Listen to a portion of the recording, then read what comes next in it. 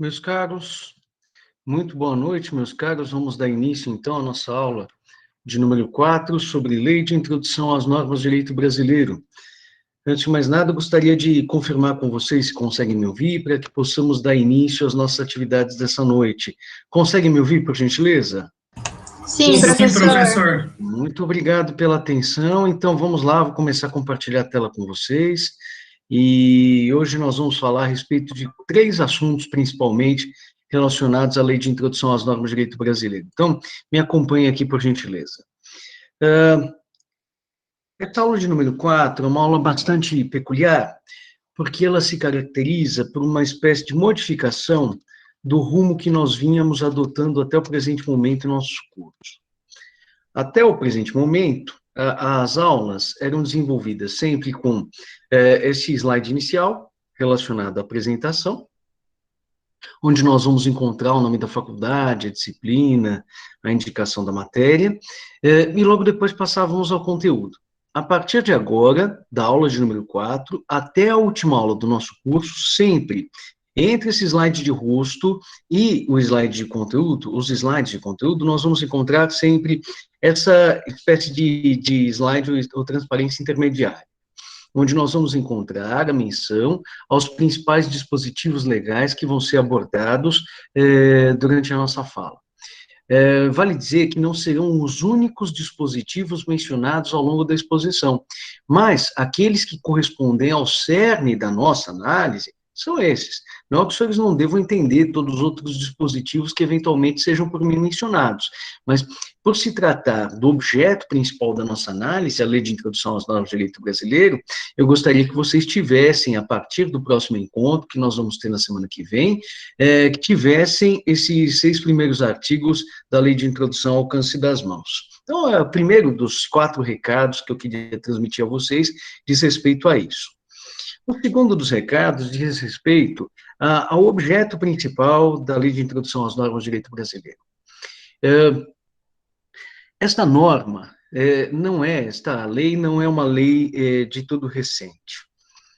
Como eu tive a ocasião de conversar com vocês na aula de número 3, o Código Civil atual, de 2002, ele foi antecedido por um Código de 1916. Por meio desse Código Civil de 16, havia uma disciplina relacionada, por exemplo, à capacidade de sujeito de se casar, a capacidade da pessoa de receber por testamento e de testar, a capacidade e aos efeitos da celebração de um contrato, da assunção de responsabilidades em virtude de atos ilícitos, da adoção de comportamentos típicos de proprietário. Mas, além dessas posições, que podem ser assumidas por todos nós, por vocês e por mim, em nossa vida, existem também algumas outras espécies de comportamentos qualificados que acabam sendo muito importantes, não apenas para o direito civil, mas para o direito em geral. Há situações de criador de uma norma jurídica, vale dizer, de legislador, e também a posição de aplicador da norma jurídica. Bom, a aplicação das normas jurídicas nós tivemos ocasião de ver, e vocês certamente já abordaram isso com outros professores do primeiro ano. A aplicação das normas jurídicas acaba sendo feita pelo Poder Judiciário, principalmente. Muito que bem.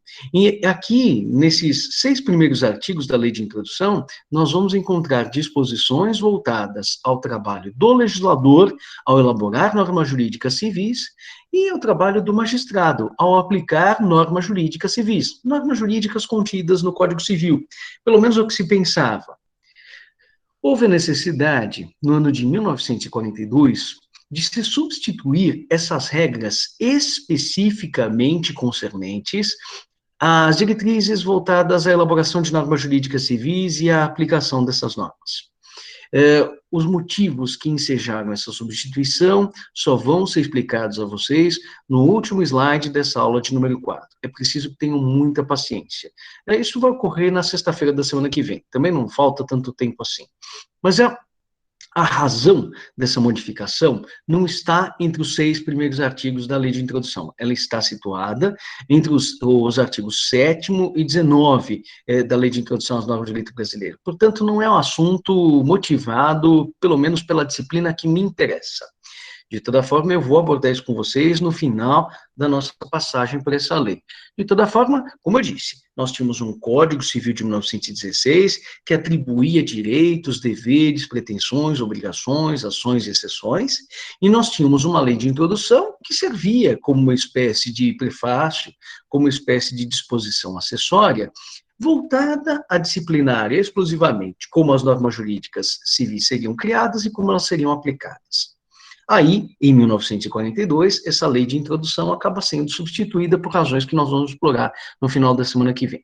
Pois bem, quando em 2002 é promulgado o Código Civil atualmente em vigor, a expectativa generalizada era de que uma nova lei de introdução viesse a ser promulgada. Isso não aconteceu. Mas por que não aconteceu? Se em 16, acompanhando o Código, também sobreveio uma lei de introdução, com regras específicas sobre a produção e sobre a entrada em vigor e sobre a aplicação das normas jurídicas. Por uma razão simples. Com o passar do tempo, se começou a perceber que essas regras principais, concentradas nos 6 primeiros artigos da lei, elas não dizem respeito exclusivamente ao direito civil.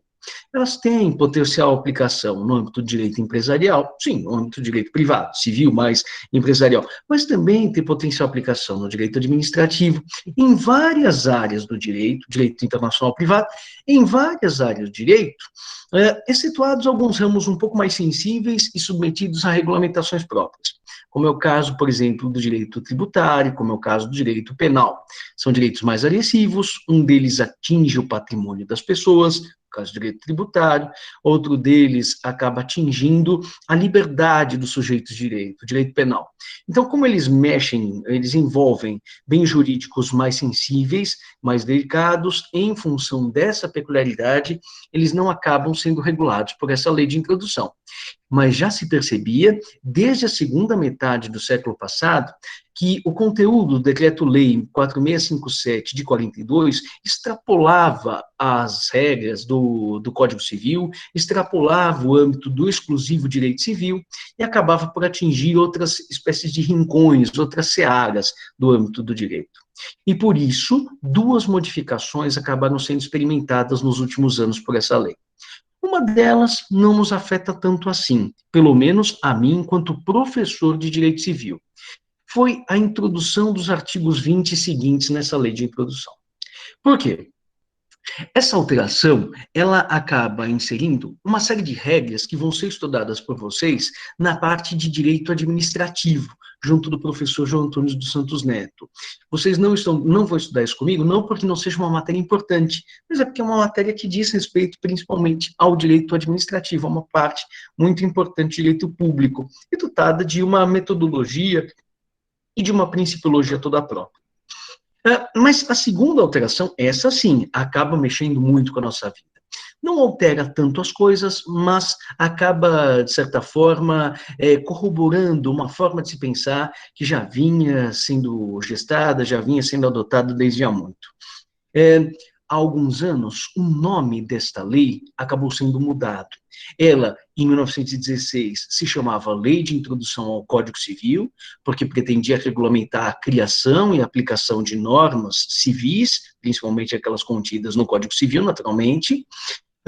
Depois, em 1942, nós tivemos a modificação, por razões que eu vou explicar na semana que vem, mas também a designação de Lei de Introdução ao Código Civil, do Decreto-Lei 4657 de 42, que permanece até hoje em vigor, mas ele deixou de se chamar de Lei de Introdução ao Código Civil e passou a se chamar Lei de Introdução às Normas do Direito Brasileiro. Por quê? Porque agora a legislação está par e passo com aquilo que defende a doutrina há muito tempo e com aquilo que vem defendendo a própria jurisprudência desde há muito. Que essas regras, contidas entre os artigos 1º a 6º da Lei de Introdução ao Código Civil, da Lei de Introdução às Normas do Direito Brasileiro, essas regras não estão circunscritas ao direito civil, mas elas acabam sendo abordadas por mim, na disciplina de direito civil, preparam um caminho para muitos dos meus colegas que lecionam a mesma matéria, nos anos subsequentes do curso de graduação, mas também servem esses conceitos, essas noções, a diversas outras disciplinas dogmáticas com as quais vocês vão lidar ao longo do curso de graduação de vocês, excetuados aqueles dotados de regulamentação e de metodologia própria, como direito penal e como direito tributário, conforme eu fiz questão de destacar a vocês logo no começo dessa fala. Uma outra observação importante diz respeito ao seguinte: quando eu dei os exemplos das regras contidas no Código Civil, falei que o Código Civil regulamenta quem pode suceder e quem não pode suceder, quem pode fazer testamento, quem não pode, como é feito um testamento, quais são as regras inerentes ao casamento, ao direito de propriedade, as obrigações, contratos, responsabilidade civil. Quando eu trago esses exemplos, eu quero deixar evidente que as regras de direito civil afetam a mim e afetam vocês, a todos nós simultaneamente. Mas esses 6 primeiros artigos da Lei de Introdução têm destinatários qualificados, têm destinatários específicos. De um lado, a atenção do legislador nesses artigos está voltada a quem precisa criar normas jurídicas e fazer com que elas ingressem no sistema, a fim de que seja regulada a sua entrada, a sua saída e a sua permanência no sistema jurídico. Personagem principal aqui, destinatária dessa regulamentação, acaba sendo o legislador. Outra personagem importante acaba sendo o magistrado. Ao ensejo da realização da interpretação, a propósito da aplicação das normas jurídicas, o magistrado é convocado a ter sua atenção despertada para certas diretrizes que eu de nortear o trabalho por ele desenvolvido. Então, nós temos aqui o legislador a disciplinar como se criam normas jurídicas e como essas normas acabam sendo aplicadas. Por isso, por se tratarem de normas a respeito de normas, como as normas são criadas, normas a respeito de como as normas devem ser aplicadas, como aqui nós temos uma normatização relacionada ao próprio fenômeno normativo, eu costumo chamar isso de metajuridicidade. Na doutrina, se vai falar em direito de apoio, direito de segundo grau, sobredireito. Eu prefiro a expressão metajuridicidade porque ela acaba fazendo uma espécie de analogia ou de alusão a um fenômeno linguístico que vocês já tiveram a oportunidade de estudar na língua portuguesa, a chamada metalinguagem. Lembram-se da metalinguagem? O sujeito escreve: escrever é doloroso. E nessa oportunidade, ele tem ocasião de discursar sobre o próprio discurso, escrever sobre a arte de escrever. É o discurso sobre o discurso. E exatamente da mesma forma, só que trazida a questão agora para o âmbito normativo, para o âmbito jurídico, nós temos a possibilidade de regulamentar diversas espécies de assuntos, dentre os quais a própria normatização, a própria regulamentação jurídica. Como se trata aqui de normas a respeito de como as normas são criadas e de normas a respeito de como as normas são aplicadas, então aqui nós poderíamos falar em metajuridicidade, direito de apoio, direito de segundo grau ou sobredireito. São regras concebidas para destinatários bastante específicos, embora não sejam regras secretas, elas são conhecidas de todos. No entanto, a aplicação acaba sendo feita por um público bastante circunscrito. Aqui os alunos podem me perguntar: professor, e o que dizem esses 6 primeiros artigos que nós vamos estudar da Lei de Introdução às Normas de Direito Brasileiro? Bom, os objetos apresentados são mais ou menos esses. Eu agora não vou fazer uma análise mais miúda, mais detalhada, do teor de cada um desses dispositivos, porque essa tarefa vai ser objeto da nossa atenção na próxima semana. De toda forma, vejam lá. Artigo 1º, entrada em vigor da lei vacatio legis. Eu teria ocasião de falar a respeito do processo de tramitação de uma futura norma jurídica, a apresentação de um projeto numa das casas do Congresso Nacional, a sua aprovação, a aprovação subsequente na outra das casas, a promulgação após a sanção do presidente da República, logo depois a publicação dessa nova norma pela imprensa oficial e, no mais das vezes, a observância de um intervalo, chamado de vacatio legis, entre a publicação e a possível primeira incidência da norma jurídica. É um intervalo durante o qual a norma fica como que desligada, como que fora da tomada. Ela já é uma norma, já tem toda a imperatividade típica de uma regra jurídica, no entanto, não tem aptidão de incidir nesse período compreendido como o período de vacatio legis, porque seria uma fase de preparação, de ambientação para as incidências futuras.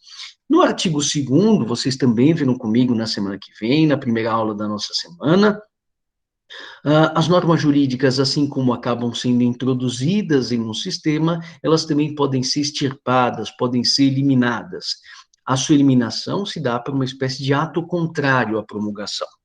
Então, por meio da promulgação, a norma jurídica tem as portas abertas do sistema para dele fazer parte, e mediante um ato contrário, nas hipóteses de inconveniência ou inoportunidade, a norma jurídica acaba sendo expulsa do sistema, por meio de um ato contrário chamado de revogação. Nós vamos estudar a revogação na próxima semana.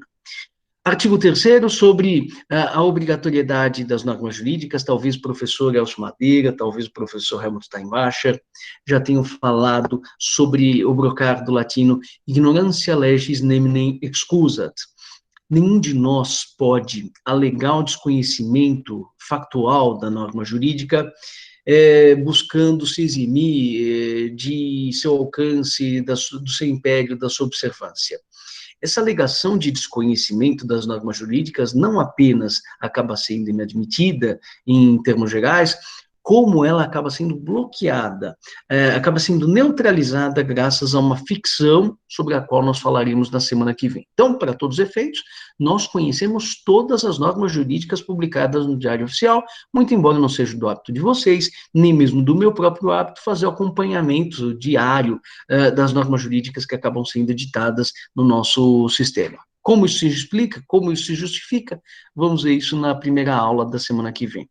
Aí, no segundo encontro que nós vamos ter na próxima semana, eu vou falar a respeito da integração das lacunas. Imaginem que legislador e magistrado, o poder legislativo e o poder judiciário, se comportassem como sendo dois guerreiros que vão para o combate ao mesmo tempo. E aí, um dos guerreiros, chamado magistrado, olha para o legislador e fala, olha, eu vou avançar em direção ao inimigo, só que eles vão começar a atirar na minha pessoa. Então, por gentileza, me dê cobertura. Aí o legislador fala, vai tranquilo, fique tranquilo, eu te dou cobertura e vai dar tudo certo. Nisso, o magistrado sai da trincheira, onde ele estava mais protegido, dá 2 ou 3 passos, quando olha para trás, o legislador foi tomar um café e deixou ele na mão, sem cobertura. Puxa vida, professor, é uma situação bastante frustrante, mas tenho certeza que é. E é mais ou menos isso que se verifica no artigo 4º da Lei de Introdução. O magistrado é obrigado a decidir todas as questões que lhe acabam sendo oferecidas pelas partes, quando batem a porta do fogo. Ocorre que, em algumas hipóteses, e elas infelizmente não são tão raras assim, não existe nenhuma espécie de prévia ferramenta elaborada pelo legislador. Fica lá o magistrado buscando a norma jurídica expressa, concebida previamente pelo legislador para solucionar o caso apresentado, e em muitas situações não existe uma norma previamente elaborada, não existe nenhuma diretriz que possa ser adotada de maneira clara, de maneira evidente, pelo magistrado para a solução daquele caso. E o que ele acaba fazendo nessa situação? Ele precisa construir uma nova norma jurídica a partir das necessidades do caso concreto e observando algumas diretrizes estabelecidas no artigo 4º da Lei de Introdução. Será que ele tem plena liberdade? Será que ele precisa observar algumas espécies de parâmetros necessários? Isso nós vamos estudar na primeira parte da última aula da próxima semana. No artigo 5º, vamos falar a respeito da interpretação das normas jurídicas. É muito interessante e é um dos capítulos mais significativos da experiência jurídica a fala sobre interpretação. Porque, por meio da interpretação, nós conseguimos dar um novo sentido, dar um novo alcance a um texto que muitas vezes se mostra superado, se mostra ultrapassado pelo decurso do tempo.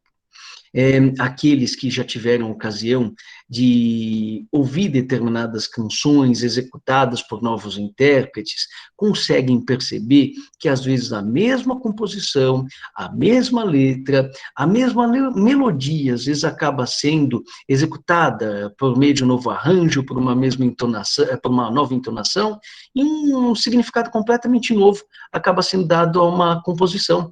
Então, as normas jurídicas, da mesma forma, elas contêm tem uma espécie de pauta apresentada pelo legislador e dessa pauta, com maior ou menor liberdade, os intérpretes acabam, os magistrados acabam se distanciando ora mais, ora menos do sentido do texto, mas para buscar um novo alcance de que a nossa sociedade acaba se mostrando carente.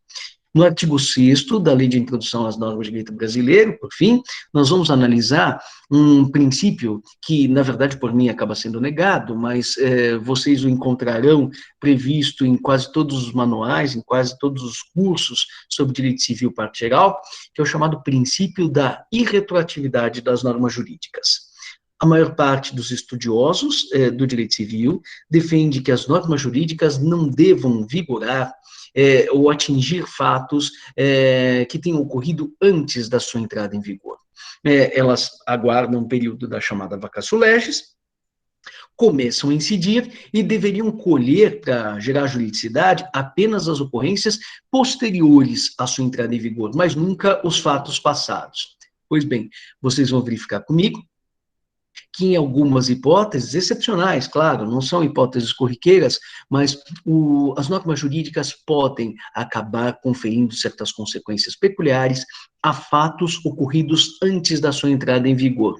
E essas normas, chamadas de retroativas, são normas, ou retrooperantes, são normas excepcionais e que somente se aplicam observados determinados limites estabelecidos na própria Constituição e na Lei de Introdução de que vamos tratar na próxima semana.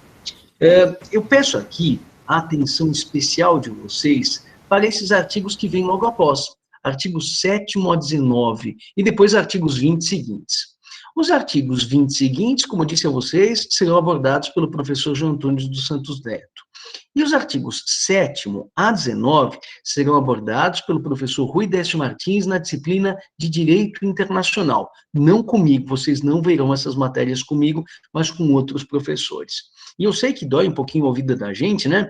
7º a 19, olha, professor, você está misturando números ordinais com cardinais, mas eu vou mencionar isso na próxima semana, a partir do artigo 9º, todos os imediatamente subsequentes, é uma determinação do legislador que realmente fere os ouvidos, mas infelizmente isso está determinado em texto legal, que do artigo 10 em diante nós falemos e utilizemos números cardinais. Então, são peculiaridades dos sistemas jurídicos, né? No sistema alemão não se fala em artigos, se fala em parágrafos, nos direitos italiano e francês os números são cardinais, 1, 2, 3, 4, 5, 87, 248, 1314, ao passo que, no direito português, todos os números são ordinais. Primeiro, segundo, terceiro, 45º e assim sucessivamente.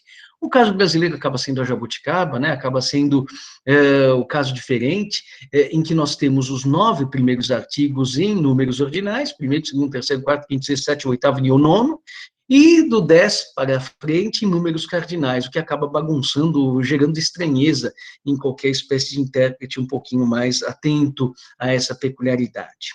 Bom, eu gostaria hoje de falar com vocês a respeito de 2 assuntos, por fim.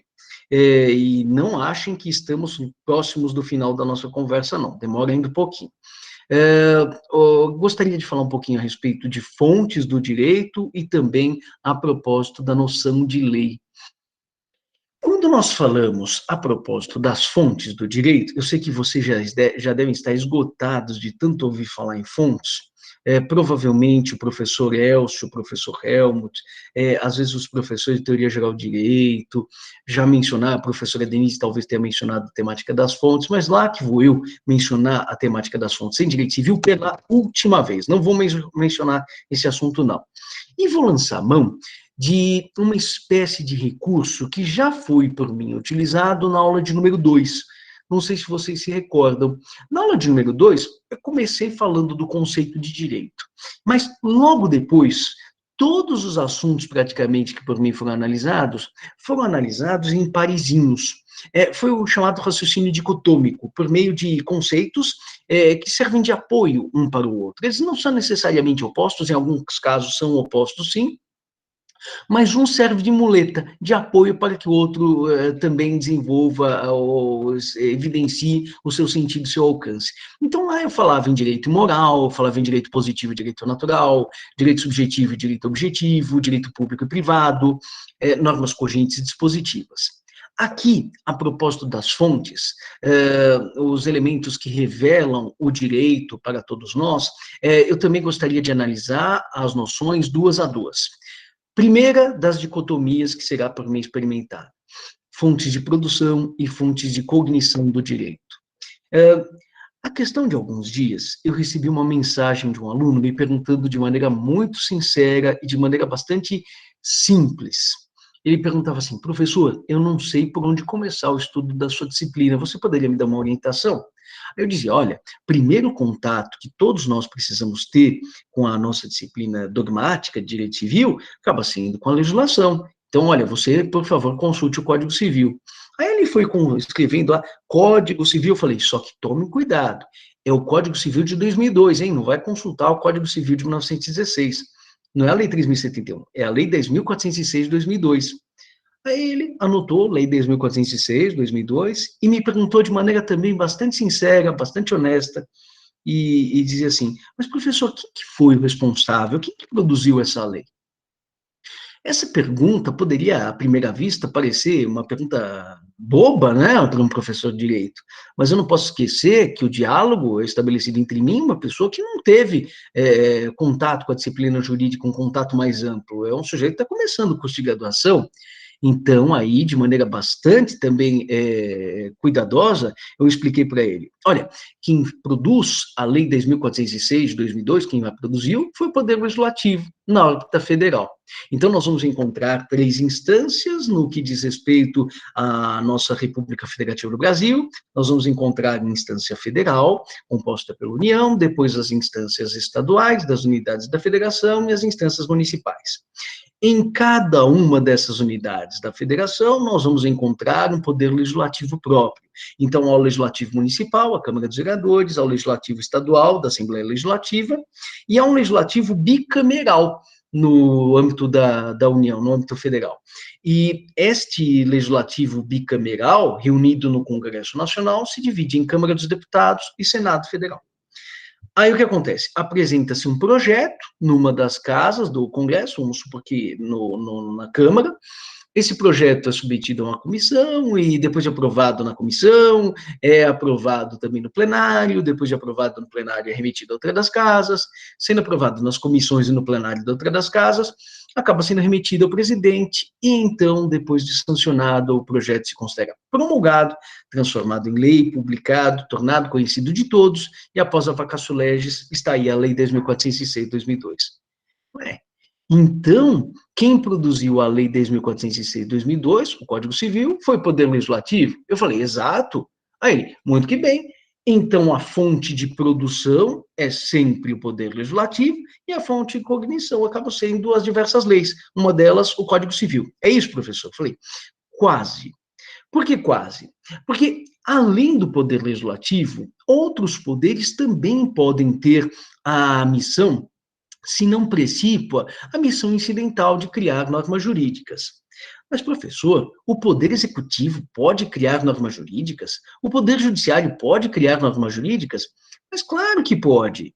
Nós não estamos na França. Aqui, o princípio da separação de poderes não é compreendido de maneira estanque, como se fosse uma divisão absoluta, à semelhança do que se verifica lá.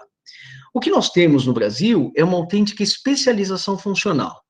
Leia-se: o Poder Legislativo tem como missão principal legislar, mas, eventualmente, ele também lança mão de algumas funções administrativas ou de gestão, realiza concursos, celebra contratos, lógico que antes realiza as licitações ou as dispensas. O Poder Legislativo também pratica funções semijurisdicionais, com as comissões parlamentares de inquérito, os processos administrativos internos. O Poder Executivo tem como missão principal a administração, a gestão da coisa pública, mas ele também acaba legislando, criando normas jurídicas, para ser mais preciso. No mais das vezes, essa atividade do Poder Executivo se circunscreve à regulamentação, à minudenciação, à pormenorização de determinadas regras previamente concebidas pelo Poder Legislativo, isso é verdade. Mas não apenas existem alguns regulamentos autônomos que são exceções, mas também, na órbita federal, pode o Poder Executivo baixar medidas provisórias. Eu não sei se vocês já ouviram essa expressão, medida provisória. Ela está regulamentada pelo artigo 62 da Constituição e, em casos de urgência e relevância, excepcionais, portanto, pode o próprio Poder Executivo acabar produzindo normas jurídicas gerais e abstratas, e que já produz os seus efeitos antes mesmo da apreciação do Poder Legislativo. Então, embora não seja a sua missão precípua, a sua missão principal, o Poder Executivo também pode criar normas jurídicas. Aí, neste caso, as regras, os decretos, as medidas provisórias seriam as fontes de cognição, e a fonte de produção dessas regras acabaria sendo o Poder Executivo. O aluno perguntou, mas e o Judiciário? Pode criar também normas jurídicas? Eu disse, naturalmente. O Judiciário, muitas vezes, a pretexto de inúmeras decisões que acabam sendo tomadas, por sua corte mais importante, o chamado Supremo Tribunal Federal, ele acaba editando alguns pequenos enunciados, alguns pequenos verbetes, que acabam sintetizando entendimentos consolidados no âmbito da Suprema Corte, do Supremo Tribunal Federal, a respeito de uma questão relevante. E, às vezes, esses pequenos verbetes são dotados de um tratamento especial, que somente o Supremo Tribunal Federal pode dar a alguns enunciados. Eles são convertidos em súmulas vinculantes. Essas súmulas vinculantes contêm algumas regras gerais e abstratas que acabam sendo criadas, excepcionalmente, pelo próprio Poder Judiciário. Porque a missão principal do Judiciário é realizar a composição das lides, decidir os processos que acabam sendo propostos pelas partes, dando razão a fulano, a beltrano, a ambos, a ninguém. Mas, além dessa missão jurisdicional, excepcionalmente o Judiciário também pratica funções administrativas, como a celebração de concursos públicos para o ingresso de novos servidores, magistrados ou não, e também, excepcionalmente, acaba surgindo alguma função normativa por parte do Poder Judiciário. Então, sim, excepcionalmente, também o Poder Judiciário pode ser uma fonte de produção e as súmulas vinculantes podem ser compreendidas como a fonte de conhecimento, de cognição correspondente. Aí o aluno falou, bom, professor, então entendi. Os três poderes podem ser fontes de produção, respectivamente, das leis, dos decretos, das medidas provisórias e das súmulas vinculantes. Ótimo. Daí eu perguntei, mas e eu, Estevam? Será que eu posso ser uma fonte de produção de normas jurídicas? O aluno olhou para mim de maneira meio constrangida, porque ele não tem a liberdade de falar isso, daí acha que é um Napoleão, né, da vida. Mas ele falou, não, né, professor? Eu falei, pior que eu posso. Ele falou, você está brincando? Eu falei, e mais, não apenas eu posso criar normas jurídicas, mas você mesmo. Ele falou, e eu posso criar normas jurídicas? Eu falei, claro. Suponha que eu queira controlar o destino dos meus bens para depois da minha morte. O que é que eu posso fazer? Posso fazer um testamento. O testamento nada mais é do que um conjunto de regras jurídicas relacionadas ao destino dos meus bens para depois do meu passamento, para depois do meu óbito. Neste caso, quem criará a norma jurídica? Seria eu. A autonomia privada. Autônomos é a normatização pelo próprio destinatário natural de um determinado comando, né? E essa autonomia privada, claro, vai ser exercida dentro dos limites estabelecidos pela Constituição, pelas leis, e a fonte de cognição ou conhecimento decorrente acabaria sendo o testamento ou contrato, o ato jurídico por mim mesmo elaborado.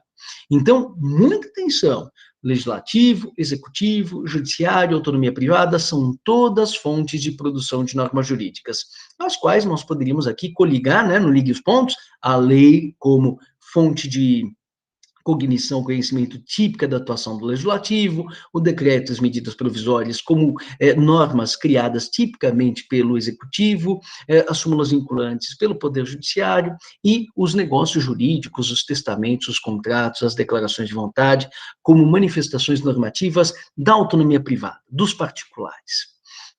Segunda diferenciação importante, fontes históricas versus fontes atuais.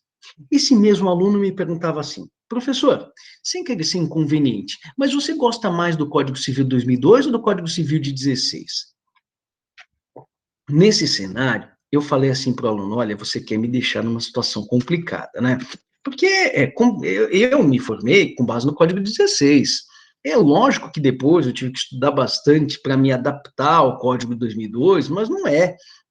Eu não fui forjado, né, com base no Código de 2002. Então, eu já tenho uma natural propensão a desgostar um pouquinho do Código novo, né, e ter uma predileção pelo Código antigo. Mas eu diria que cada um tem as suas virtudes, que o Código de 1916 é um pouco mais técnico, que o Código de 2002 está mais em consonância com as necessidades dos novos tempos. Agora, eu não posso negar que a entrada em vigor de um novo código, como por exemplo de 2002, acaba evidenciando uma tendência comportamental de nossa sociedade contemporânea. Quando um determinado problema, uma determinada dificuldade acaba surgindo, o comportamento mais natural, mais instintivo do habitante da sociedade contemporânea acaba sendo a substituição do ambiente e das coisas com as quais ele lida. Quando um problema surge e meu relógio quebra, em lugar do conserto do relógio, acaba sendo mais prático comprar um relógio novo e jogar aquele fora.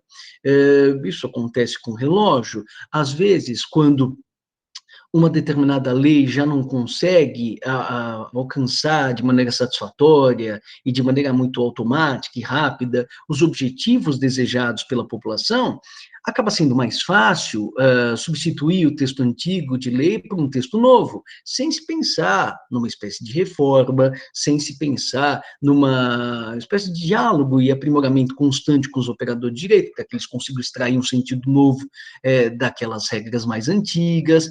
É mais fácil a substituição das normas, como eu substituo o relógio, como eu substituo as normas, como eu substituo as pessoas. Em todo e qualquer relacionamento prolongado, como por exemplo um casamento, há momentos em que a relação se torna um pouco mais dificultosa, enfrenta os seus percalços, os seus obstáculos. E aí nós temos duas opções. Ou seguimos avante e a distância entre os cônjuges vai se tornando cada vez maior, ou a gente retrocede algum pouco, retrocede alguns passos, tenta se reencontrar no momento em que cada um acabou indo para um lado, e reconstruir aquela relação que acabou, de certa forma, sendo abalada. Mas, muitas vezes, para a modernidade, para a contemporaneidade, é mais fácil substituir relacionamentos, substituir relógios, substituir leis, em lugar de tentar extrair um novo sentido ou conseguir alcançar novas espécies de resultados à custa das ferramentas que nós encontramos disponíveis. A gente precisa tomar muito cuidado com isso, porque essa tendência de substituir relógios, substituir normas, substituir relacionamentos, em última análise, acaba redundando na substituição de pessoas. Em várias espécies de organizações das quais nós fazemos parte, é muito frequente nós nos depararmos com pessoas que desempenharam suas funções de maneira brilhante durante anos a fio, durante décadas, e do dia para a noite elas acabam se aposentando, e nós temos a impressão de que elas farão uma falta gigantesca. No dia seguinte, alguma espécie de substituto recém-formado, quando não um computador ou um software, acabam desempenhando a função que aquele sujeito desempenhava com tanta eficiência ao longo de sucessivos anos. É uma questão que me parece que deva ser observada. Às vezes, nós não precisamos substituir leis para que novos resultados acabem por ser atingidos.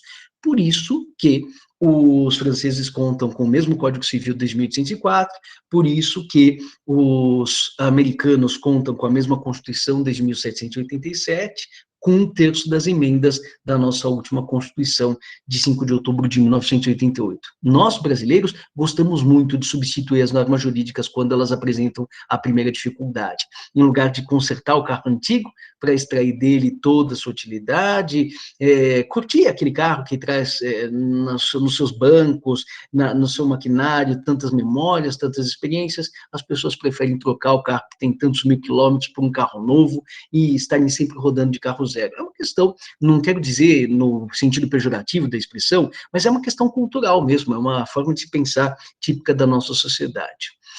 Muito que bem. Então, por isso, talvez eu tenha uma predileção maior pelo Código 16. E aí o aluno conversando comigo, aí que ele deu um golpe baixo. Ele falou, bom, e se tivermos que pensar, o senhor prefere o Código 16 ou o direito romano? Aí foi realmente uma situação difícil de ser por mim contornada, né? Porque o direito romano, quando por mim contemplado, uma espécie de paixão à primeira vista. Do direito romano, eu gosto sem fazer força. Do direito civil, eu aprendi a gostar, e muitas vezes eu preciso me manter aí de maneira tenaz, de maneira obstinada, próximo do direito civil. É mais difícil, não é uma relação tão natural de paixão como a história de direito ou direito romano.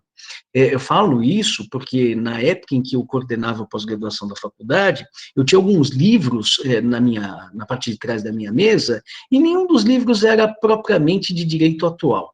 Eu tinha uma coleção que eu sempre quis ter dos pensadores, além disso, eu tinha um exemplar do Corpus Juris Civilis, e eu não tinha um Código Civil. Eu também não precisava, porque o Código Civil a gente consegue na internet com facilidade, né? E aquele direito romano eu usava como uma espécie de cenourinha, como uma espécie de isca. Tinha que fazer algum serviço chato, eu deixava o Corpus Juris Civilis do lado e falava, primeiro fazer o serviço chato, depois vou estudar um pouquinho de direito romano. Então, é desleal a pergunta que o aluno fez. É claro que eu gosto mais de direito romano. Mas não porque ali nós encontremos historinhas divertidas. Não, é porque é um direito bastante sofisticado, bastante bem concebido do ponto de vista técnico.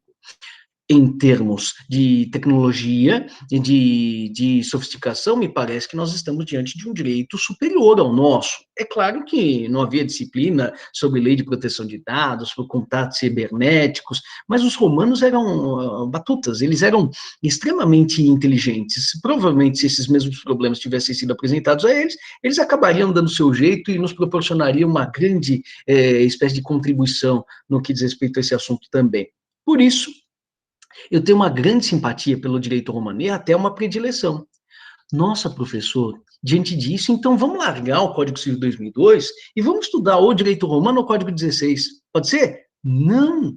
E por que não? Porque o direito que acaba sendo aplicado no foro pelo magistrado, pelo Tribunal de Justiça, pelo Superior Tribunal de Justiça, pelo STF, não é o direito romano. E não é o direito do Código de 1916. Se eu estou descontente com o código novo, o máximo que eu posso fazer é sugerir um novo código, eventualmente procurar uma espécie de ressurreição do Código 16. Isso seria possível, professor? Tecnicamente seria. Nós vamos estudar isso na metade da primeira aula da semana que vem. É uma hipótese bastante peculiar, mas seria, sim, possível ressuscitar uma disposição normativa. Não é muito usual entre nós, não. Mas existem alguns exemplos que nós já encontramos. Mas, não havendo essa possibilidade, nós temos que deixar o direito antigo, o historicamente superado pelos fatos e pelos tempos, esse direito tem que descansar. O que ele pode é realmente ser utilizado, ser contemplado com feições especulativas, com feições reflexivas. Eu posso estudar os direitos antigos, assim como posso também estudar os direitos estrangeiros, para, a partir das suas experiências, dos seus êxitos e dos seus fracassos, acabar contribuindo para o aprimoramento constante do direito brasileiro. Mas aqui, o direito atual é aquele que deve ser compreendido por nós, é aquele com o qual nós temos um compromisso diário de estudo, de aprimoramento, porque esse acaba sendo o direito utilizado para a solução dos problemas dos nossos clientes, vamos dizer assim. E sempre que eu falar em clientes, eu não estou falando dos clientes do escritório de advocacia, eu estou falando das partes que se dirigem ao Poder Judiciário para demandar a composição justa dos seus interesses em conflito. Terceira dicotomia, fontes formais e fontes informais. Quando eu falo desse Código Civil 2002, vocês vão perceber, de hoje até, da aula de número 5, para ser mais preciso, até a última aula do curso, vocês vão falar, Estevão tem uma raiva muito grande do legislador. Não é possível. Não há um dia em que o Estevão não analise um artigo do Código Civil e não diga, olha, está mal escrito aqui, poderia ter sido melhor escrito acolá. Fazendo aquelas críticas, sabe? Pode parecer, à primeira vista, uma crítica do invejoso, de um sujeito que tem dor de cotovelo, sabe, sempre ficar lá de maneira recalcada, apontando os defeitos do trabalho alheio. Seria mais fácil, né, apontar os defeitos do trabalho alheio do que desenvolver um trabalho próprio. Eu sei que pode parecer, à primeira vista, esse, o aspecto externo da atividade por mim desenvolvida, mas não, eu acabo, no mais das vezes, apontando os defeitos do trabalho desenvolvido pelo legislador, para que vocês, como futuros legisladores, não incorram nos mesmos erros. Mas é lógico que em alguns momentos eu acabo sendo bastante cáustico, acabo sendo bastante crítico. Agora, nem por isso eu me distancio em uma das minhas atividades, em uma das minhas aulas, daquilo que foi estabelecido pelo direito legislado. Por que que eu não posso me distanciar? Não é por uma questão de seriedade ou escrúpulo de minha parte. É porque as normas constantes do Código Civil, por mais erradas, por mais mal construídas, cheias de defeitos, carentes de arestas a serem polidas, aplainadas, por mais que existam defeitos, as normas jurídicas constantes do Código Civil, elas têm autoridade intrínseca. Elas passaram por um processo legislativo que redundou na aprovação na Câmara, na aprovação no Senado Federal, na aprovação por meio da sanção do chefe do Poder Executivo. Então, esse processo, esse procedimento, acaba legitimando as normas de maneira que elas precisam ser acatadas em linha de princípio, ainda que o seu teor não me pareça o mais correto. Professor, não tem jeito, né? Manda quem pode, obedece quem tem juízo. Em matéria de lei, acaba sendo mais ou menos assim. Agora, no que diz respeito às fontes informais, a coisa não funciona desta forma. Vamos aqui trabalhar com a doutrina e com a jurisprudência. Logo na primeira aula, eu dizia assim, olha, temos um trabalho brilhante aqui do professor Marcos Bernardes de Mello, professor da Universidade Federal de Alagoas. Brilhante mesmo. Aqui tem tal trecho do Pontes Miranda, que trocava correspondências com Albert Einstein, e é verdade, um jurista brilhante. Mas durante essa semana mesmo, dando aula para o 5º ano, houve uma passagem que eu disse, olha, acho que aqui o Pontes Miranda está errado. Quem sou eu, professor da Faculdade de Direito de São Bernardo do Campo, para dizer que o Pontes Miranda, que trocava correspondências com Einstein, estava errado? Provavelmente errado estou eu, isso é verdade. Mas, de maneira, e não é falsa modéstia, é uma constatação de fato, provavelmente errado estou eu. Mas eu também tenho a liberdade de me distanciar daquilo que a doutrina diz e daquilo que a jurisprudência sustenta, desde que existam razões apresentadas por mim para que esse distanciamento ocorra. Então, vai ser muito frequente que algumas espécies de manuais digam uma coisa a respeito de uma questão e os outros manuais digam exatamente o contrário, não apenas algo diferente, algo contrário, gerando em vocês uma situação de impasse. Vocês olham e falam, tal autor sustenta tal coisa, o tal autor sustenta exatamente o contrário.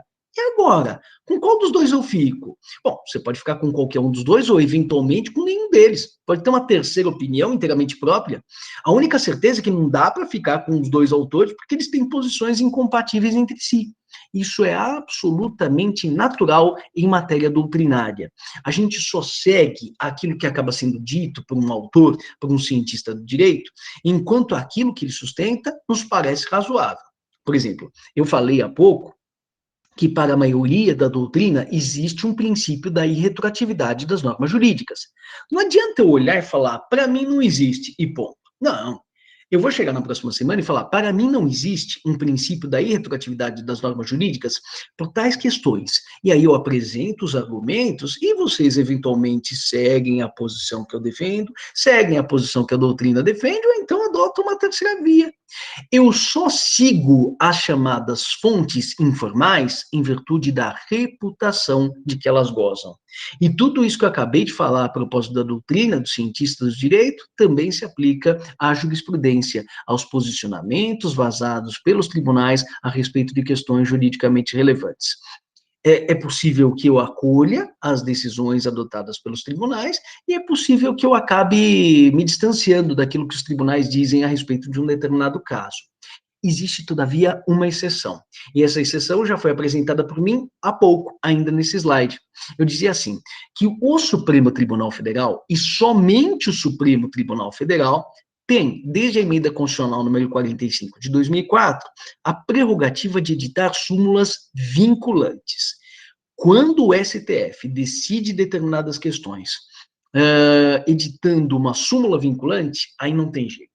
Por mais que eu, Estevam, ache esdrúxula, errada, equivocada a súmula vinculante, eu não consigo me desvencilhar do seu sentido, do seu alcance.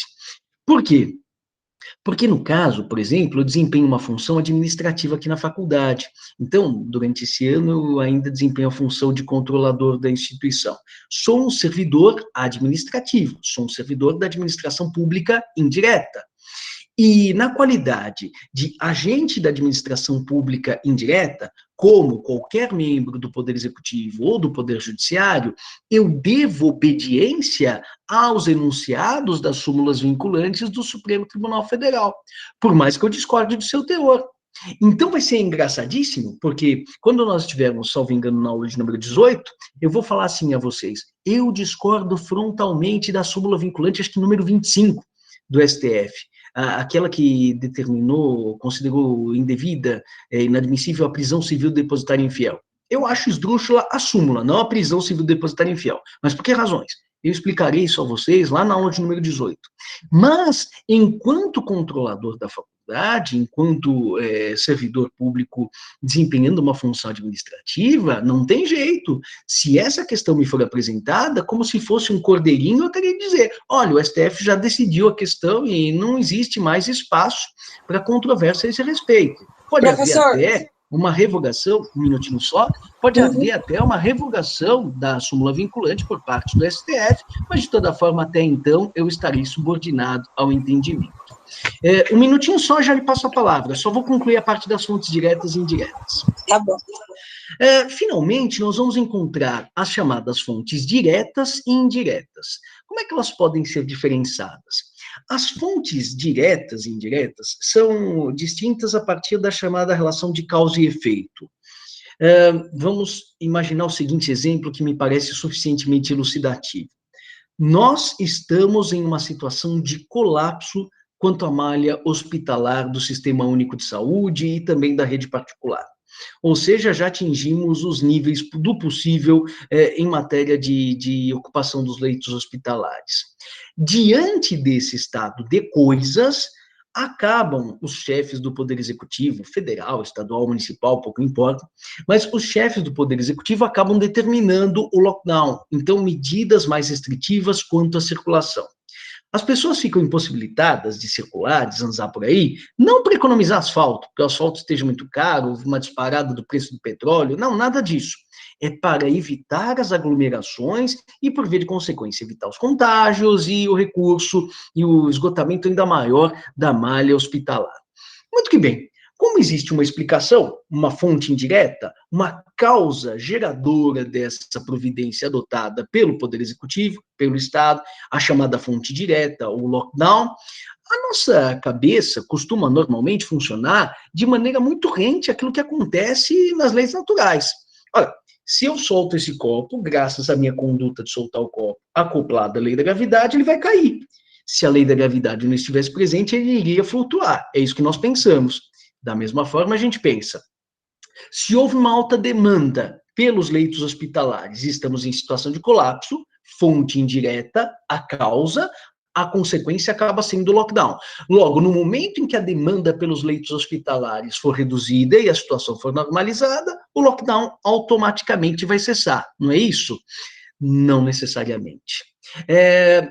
Se houver um trabalho de engenharia jurídica feito de maneira um pouco mais robusta, é até possível que se estabeleça o seguinte, olha, como os leitos hospitalares acabaram sendo utilizados de maneira excessiva, gerando uma situação de colapso da malha hospitalar, então decreta-se o lockdown, que permanecerá até que os limites, ou até que a utilização dos leitos hospitalares seja superior a 80%. Regredindo a menos de 80%, o lockdown cessará imediatamente. Bom, muito bem. Aí sim, desaparecendo a causa, desaparecendo a fonte indireta, desaparece, por via de consequência, a fonte direta, a norma jurídica que serve de resolução, de instrumento para contornar esse problema. Mas não havendo esse trabalho de engenharia jurídica, às vezes a causa acaba cessando, mas a resposta, a fonte direta, acaba permanecendo. Foi o que acabou acontecendo no Brasil há muitos anos, quando foi instaurada, foi criada a CPMF, uma contribuição provisória no início, né, sobre movimentações financeiras, que tinha como destinação confessada a utilização desses recursos para a área da saúde. E, posteriormente, a questão acabou sendo submetida a uma nova reformulação, desvinculando-se, então, a questão da fonte indireta, da causa, da fonte direta, a norma, por sua vez, produzida. Quem que ia fazer a pergunta, por gentileza? Eu acabei interrompendo. Como é seu nome? Nayara. Diga, Nayara, qual a sua dúvida? Não é mais uma dúvida, assim. Por exemplo, o que você tinha falado que o STF tem a prerrogativa de determinar as coisas, né? E aí, o senhor, assim como é um funcionário público, se você desobedecer ou apresentar o que você acha que queria como que fosse, você poderia ser exonerado? Não necessariamente. Aqui na era é importante a gente observar o seguinte: eu digo a vocês que quando nós estamos diante de uma súmula vinculante, e que não é hipótese corriqueira, é uma situação excepcional, não é qualquer decisão do STF, mas, sobretudo, essas espécies de pequenos verbetes excepcionais, promulgados de maneira solene pelo STF, aí realmente eu tenho o dever de obediência. Não apenas eu, mas todos os servidores que integram a administração pública, federal, estadual, municipal, no âmbito do executivo e no âmbito do judiciário. É um caso, né, tão peculiar que acaba, a meu ver, pervertendo uma das características principais do direito brasileiro, do sistema jurídico brasileiro, e que corresponde a uma das suas belezas, a meu ver. O que acontece? Durante a semana, nós tivemos a aula com o professor, a aula magna com o professor Luca Mesetti, diretor da Faculdade de Direito da Universidade de Bolonha. E o professor Mesetti falava a propósito de uma aproximação que se pode verificar entre o sistema jurídico do common law, ele chama de direito anglo-saxônico, e o sistema da civil law, que ele chama de direito romano-germânico. Aqui eu faria o adendo, vocês viram comigo na aula de número 3, que para mim nós devemos falar em sistema romano-germano-canônico. De uma forma ou de outra, na common law a gente vê uma crescente utilização da legislação, ainda o protagonismo acaba sendo do sistema de precedentes, e no âmbito da civil law, da família romano-germano-canônica, nós vemos uma utilização cada vez maior da jurisprudência. Essa utilização da jurisprudência não acaba necessariamente importando, do ponto de vista teórico, numa subordinação dos magistrados ou dos servidores do executivo àquilo que acaba sendo estabelecido pelo STF. No entanto, em situações excepcionais, as chamadas súmulas vinculantes, aí nós realmente não podemos escapar, sob pena de efetivamente sanções poderem nos ser infligidas. O grande problema, Nayara, é que, embora as súmulas vinculantes sejam excepcionais, e quanto ao mais estivessem os nossos magistrados, por exemplo, livres para decidirem contra o entendimento do STF, no mais das vezes o que a gente vê do ponto de vista empírico, do ponto de vista sociológico, né, da realidade das ruas, da vivência cotidiana da nossa experiência jurídica, é que os magistrados se sentem um pouquinho mais confortáveis, um pouco mais seguros em decidir em sintonia com aquilo que tem decidido as nossas cortes superiores, e às vezes de acordo com aquilo que os tribunais mesmo acabam determinando. Notem, se o tribunal disser: olha, em função da questão da pandemia, fica proibida a circulação nos fóruns, os magistrados não podem adentrar o fórum, tem que trabalhar virtualmente até tal data. O magistrado é um servidor público que desenvolve as suas funções junto ao Poder Judiciário. Administrativamente, ele está, sim, subordinado ao tribunal. Administrativamente. Agora, como ele deve decidir, isso, ele conta com uma independência funcional no nosso sistema que às vezes a gente não encontra em sistemas análogos. No direito norte-americano, o sujeito é subordinado administrativamente e, no que diz respeito à sua atividade técnica, ele tem de acolher as posições adotadas pelas cortes superiores. Já no direito brasileiro, não. O que existe é uma mega subordinação administrativa, mas existe essa liberdade, essa independência funcional, para pensar de maneira diferente. Os 11 ministros do STF pensam de tal forma? Que coisa, né? Mas eu aqui, juiz da comarca de São Bernardo do Campo, penso de maneira diferente. Fiquemos todos bem, né? Cada um pensa da sua forma, viva a democracia. Esse tipo de independência existe, teoricamente, no mais das vezes, exceto nas hipóteses das súmulas vinculantes, em que realmente existe essa obrigação sob pena de responsabilização funcional. Agora, do ponto de vista prático, mesmo quando não estão obrigados, os magistrados muitas vezes se sentem muito mais confortáveis em adotar as posições esposadas pelas nossas cortes superiores. É como, diria Humberto Eco, é mais confortável ser um anãozinho que sobe no ombro dos gigantes, né? Porque daí a briga não é comigo, a briga acaba sendo com o Tribunal de Justiça, com o TRF, com o STJ ou com o próprio STF. Tudo bem? Espero que tenha conseguido responder sua dúvida. Sim, obrigada, professor. Imagina, professor, não tem que agradecer não. Diga quem está falando. Felipe aqui. Diga, Felipe. Você pode explicar de novo, por favor, as fontes diretas e indiretas? Não entendi muito bem. Claro, vamos imaginar o seguinte, Felipe, nós estamos diante de uma relação de causa e de efeito. Nós apresentamos um determinado motivo, uma causa, uma questão que acaba provocando uma manifestação do Estado e a edição de uma norma jurídica. Vamos imaginar pelo Poder Legislativo ou pelo Poder Executivo. A situação do lockdown, por exemplo. Esse lockdown não é estabelecido porque o chefe do executivo tem uma perspectiva um pouco mais caseira, sabe? Eu gosto de ficar em casa, eu não sou uma pessoa que gosta muito de passear, então durante o meu governo todo mundo vai ficar em casa. Não, não é um capricho. Essas decisões acabam se espelhando, acabam sendo tomadas com base em determinados dados de realidade. E o que nós vemos? Esses dados de realidade acabam justificando o porquê certas providências acabam sendo tomadas.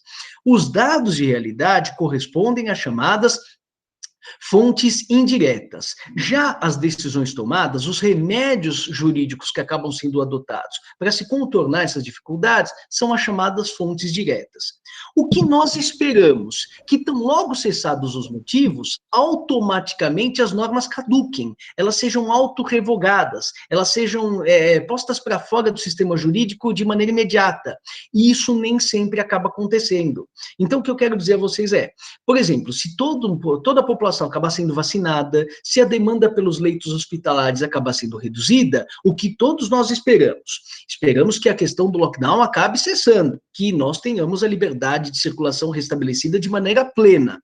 Embora seja esse o nosso desejo, e embora seja essa a provável orientação a ser adotada pelo Poder Executivo, pelo Poder Legislativo, pelas esferas de competências mais variadas, pode ser que isso não ocorra na mesma velocidade. Pode ser que ainda nós acompanhemos um período durante o qual os motivos acabem sendo contornados, a demanda pelos leitos hospitalares acabe sendo reduzida, a chamada fonte indireta acabe sendo debelada, mas as fontes diretas, as normas jurídicas, ainda continuam lá.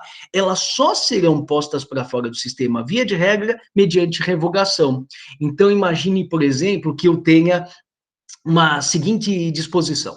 Estamos em período de seca, em período de problema com relação ao abastecimento dos nossos mananciais.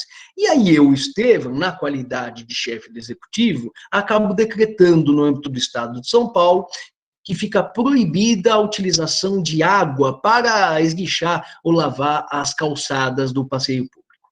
E aí, as pessoas compreendendo essa situação, porque realmente não está chovendo, a cantareira, dia após dia o nível vai descendo, elas entendem essa espécie de disposição de minha parte.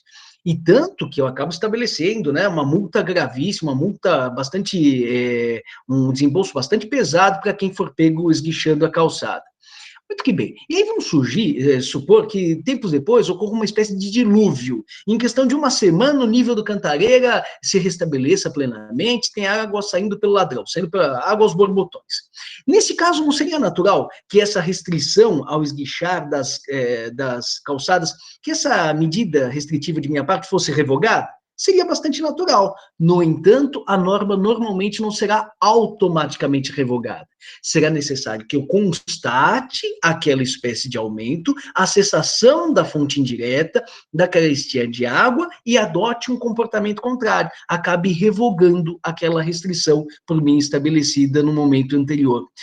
Excepcionalmente, pode ser que a fonte direta, a norma jurídica, esteja atrelada à fonte indireta, como se eu amarrasse uma cordinha, né, naquelas duas latas do tal do telefone sem fio, de modo que deslocando-se uma, indo embora a fonte indireta, a fonte direta também acabaria caducando. Então eu estabeleço, olha, quando o nível do reservatório do Cantareira atingir 70%, automaticamente esta proibição de utilização de água para esguichar estará caduca. Pois bem, aí não preciso revogar norma nenhuma, automaticamente o sujeito pode voltar a esguichar a bendita da calçada tranquilamente. Mas se não houver esse tipo de engenharia, por mais que estejamos com água saindo pelo ladrão, haverá ainda necessidade de um ato contrário do governador Estevão, por exemplo, revogando aquela restrição e a proibição de utilização de água para esguichar as calçadas. Ficou um pouquinho mais claro agora?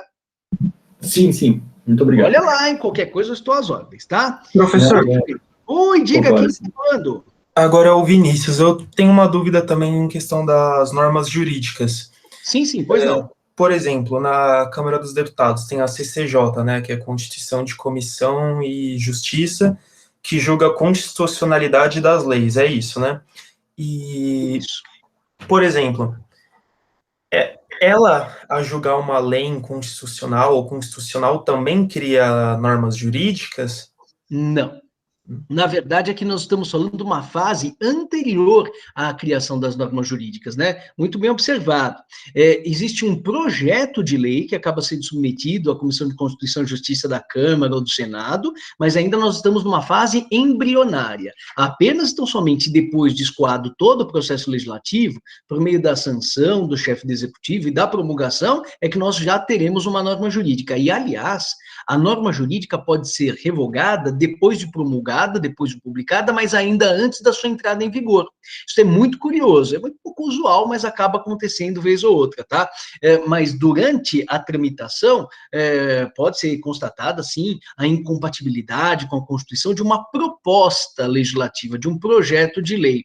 E esse posicionamento, eventualmente, pode ser futuramente revisto, mas aí nós não estamos falando de nada, nenhuma espécie de impugnação à lei, nós estamos apenas falando daquilo que poderia vir a ser uma lei, caso os projetos acabassem sendo convertidos, sancionados e aprovados pelas instâncias competentes. Ficou um pouquinho mais claro? Ficou sim, professor. Obrigado, perfeito. Imagina, que isso, estou às ordens. Bom, eu queria falar agora com vocês a propósito da expressão lei.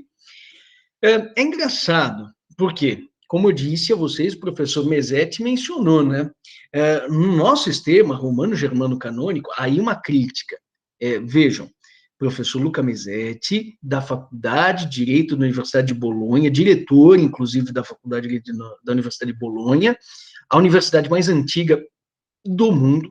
É curioso isso, porque ele fala com uma naturalidade, com uma generosidade, com uma proximidade, um caráter afetuoso, parece que nós estamos a falar com uma pessoa da nossa convivência constante, mas a gente percebe, é o diretor da Faculdade de Direito mais antiga do mundo.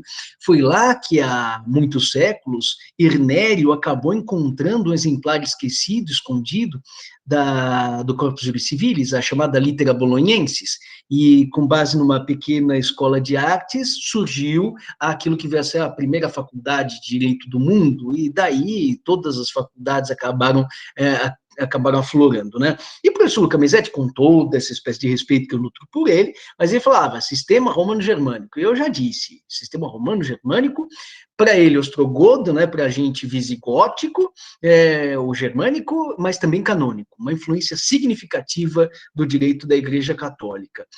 Mas sempre fundados na lei e com essa espécie de crescimento experimentado pela jurisprudência, inclusive pelas tais súmulas vinculantes. É uma espécie de tendência à aproximação entre os modelos. Mas, nesse cenário que nós temos atualmente, o protagonismo no âmbito das fontes de direito no nosso sistema ainda acaba sendo representado pela lei. Só que o problema é que a palavra lei, ela é plurívoca, ela acaba apresentando vários sentidos. E, diferentemente da carteira, a palavra carteira tem dois sentidos diferentes. Um sentido daquele portfólio que eu utilizo para carregar dinheiro, para carregar documentos, e a carteira sédia, né, como dizem os italianos, a cadeira de se sentar, que tem um bracinho até para acompanhar as aulas, fazendo as minhas anotações.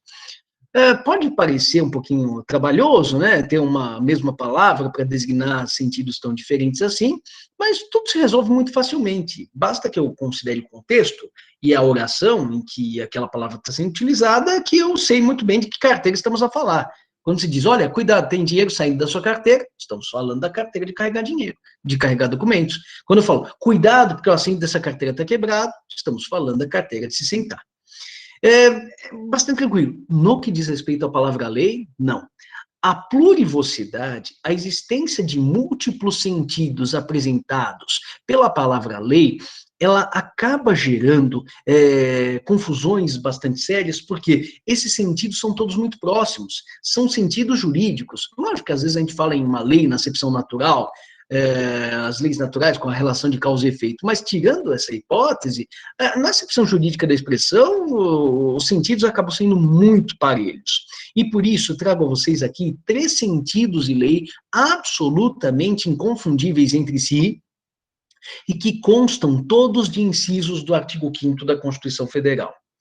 Recado: sempre que vocês encontrarem nas transparências, nos slides, referências a dispositivos legais, eu sugiro que vocês acompanhem esses dispositivos depois nos estudos que vão desenvolver reservadamente, tá? Se existe menção a dispositivos legais nas transparências, não é à toa, é para que vocês acabem desenvolvendo uma parte substancial do trabalho.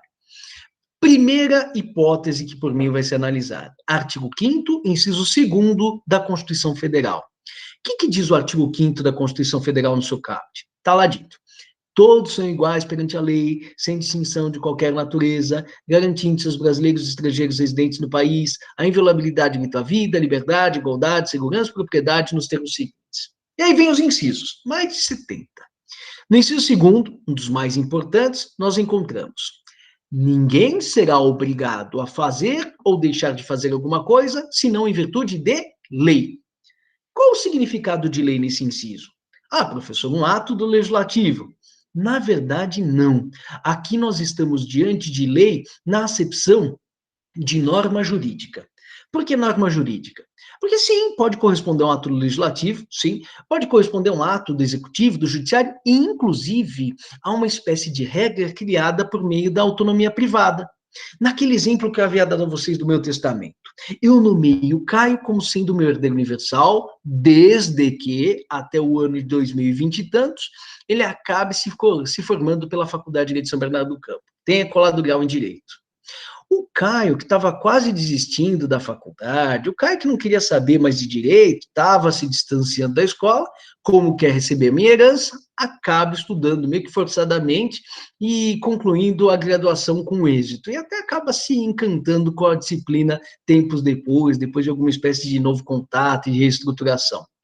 Pois bem, de um jeito ou de outro, boas ou más as minhas intenções, o fato é, eu acabei obrigando o Caio a estudar direito.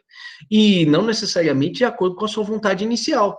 Eu não sou poder legislativo, executivo, judiciário, não sou o Estado, mas acabei orientando uma determinada conduta. Isso é possível? Sim. Porque por meio do meu testamento eu criei uma norma jurídica e essa norma jurídica, para que o Caio tivesse acesso à minha herança, acabou sendo obedecida. Então, a primeira acepção de lei, a mais ampla, por exemplo, essa que nós vamos encontrar no inciso 2º do artigo 5º da Constituição, prevê que o ato normativo, ele não precisa derivar do Estado, ele pode derivar da própria autonomia privada. Se vocês forem, todavia, ao inciso 13º do artigo 5º da Constituição, a realidade vai ser ligeiramente diferente. Ali está dito o seguinte: é livre o exercício de qualquer trabalho, ofício ou profissão, atendidos os requisitos que a lei estabelecer. Ou atendidos requisitos legais, sei lá. De qualquer forma, requisitos que a lei estabelecer ou requisitos legais, essa segunda acepção de lei acaba sendo um pouquinho mais restrita, porque eu, por meio de contrato, não posso determinar que um sujeito não exerça uma atividade profissional. É curioso, porque quando um executivo acaba se desvinculando de uma empresa, um grande executivo de uma grande empresa, é frequente que se estabeleça o pagamento de uma determinada importância para que ele permaneça na geladeira durante algum tempo, sem prestar serviços para os seus concorrentes. Ele fica numa espécie de quarentena, vamos dizer assim. Mas, se esse sujeito insistir em desenvolver as suas atividades e prestar os serviços para os concorrentes, não haverá nada que se possa fazer. Por quê? Porque essas restrições à liberdade de exercício profissional só podem advir do Estado.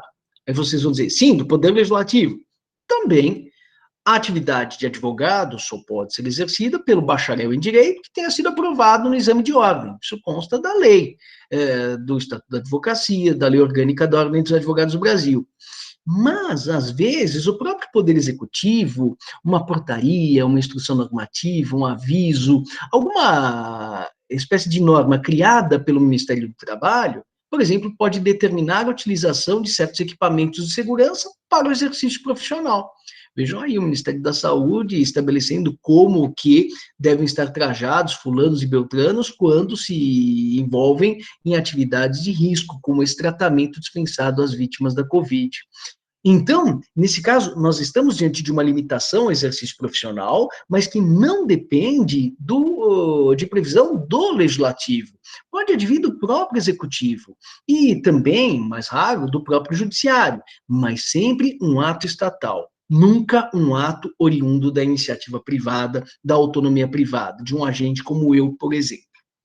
E existe, finalmente, um terceiro artigo, um terceiro inciso no artigo 5º, o inciso 39º, onde nós vamos encontrar, exemplificativamente, uma acepção de lei mais restrita ainda. O que está dito nesse inciso 39º do artigo 5º da Constituição? Está dito o seguinte: nullum crimen, nulla pena, sine lege prévia. Vocês vão dizer, não, professor, não está não. Está em português aqui, não está em latim. Sim, está dito aí. Não há crime sem lei anterior que o defina, nem pena sem prévia cominação legal. E o que significa isso? Em latim, não há crime sem lei anterior que defina, nullum crime, nulla pena sine lege prévia, nem pena sem prévia cominação legal. Essa expressão latina vem dos mais antigos, de séculos atrás, dos mais antigos cultores do direito penal humanizado, iluminista. Vocês talvez já tenham ouvido falar no Marquês de Beccaria, Cesare Bonezana, que escreveu dos delitos e das penas. Lá nós vamos encontrar a consagração desse princípio da legalidade. Aqui só se pode criar penas, só se pode criar crimes havendo lei. E lei significa ato do parlamento. Por que ato do parlamento? Porque de todos os poderes do Estado, é o legislativo aquele que conta com maior representação popular. Ah, é verdade, professor. Não existe representação popular no judiciário. Cuidado, eu não disse isso. E, aliás, tem muita gente que diz, e eu discordo frontalmente. A meu ver, há representação popular, sim, no judiciário. Não, mas a gente não elege os juízes, como se faz nos Estados Unidos. É verdade. Mas vocês já repararam que o sujeito, para passar no concurso da magistratura, estuda feito um condenado. Estuda muitíssimo. Passa no concurso da magistratura. Aí ele fica chateado, porque ele tem de julgar ações em que o Estevão está disputando com a Claro se poderia ou não poderia ter sido cortada a sua linha telefônica, a sua internet, se poderia levar o nome do Estevão para o protesto, para o feirão. E o magistrado, depois de ter estudado tanto, ele fica louco da vida. Ele fala, eu não estudei tudo o que eu estudei para ficar decidindo se o Estevão tem direito à indenização de R$100. Ah, meu Deus. E, de repente, ocorre um homicídio na comarca, o magistrado esfrega as mãos, não porque é mórbido, mas porque realmente é um dos casos juridicamente mais relevantes. Nós estamos aqui diante de uma agressão a um dos bens jurídicos mais relevantes de todos, e ele não pode decidir aquele caso. Por que não? Porque para os ilícitos penais contra a vida, os crimes dolosos contra a vida, a competência para decidir se o acusado vai ser condenado ou não, não é do magistrado. Ele até fixa a pena, mas quem decide a sorte do acusado, se vai ser condenado ou absolvido, acaba sendo o jurado. Na verdade, o corpo de jurados, né, o júri. E o júri não é composto por gente formada em direito. Olha que coisa interessante. Quer dizer, então, que pessoas leigas em direito têm a oportunidade de participar de pronunciamentos do Poder Judiciário? Mas não é só isso. Não é que eu chamo sujeitos que não são formados em direito para decidir o caso do Estevão contra a Claro. Não! Eu chamo pessoas que não são formadas em direito exatamente para decidir as situações mais relevantes, os conflitos de interesses qualificados pela existência de uma alegada violação que caracterizou um crime doloso contra a vida. Então, a meu ver, existe sim participação popular no Poder Judiciário. Um minutinho só. E é uma situação bastante significativa, bastante grave. No Executivo, existe participação também da participação popular? Olha, do ponto de vista técnico, existe, porque nós acabamos escolhendo chefes do Poder Executivo municipal, estadual ou da União. O grande problema é que alguns chefes do Executivo, e eu não estou falando de fulano ou de Beltrano, porque isso não me interessa, mas exatamente como diria, ou disse o professor Jorge Alejandro Amaya, da Universidade de Buenos Aires, na última quarta-feira, Alguns acabam adotando uma forma bastante populista de se portar e acabam se esquecendo que o chefe do executivo, ele não gere apenas os interesses daqueles que o elegeram, ele gere os interesses de todos.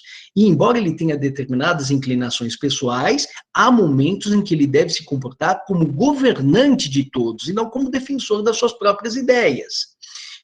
Por isso que, do ponto de vista teórico, existe representação popular, mas na prática, muitas vezes a minoria se vê negligenciada, né, pelo Poder Executivo. A minoria acaba se mostrando suprimida.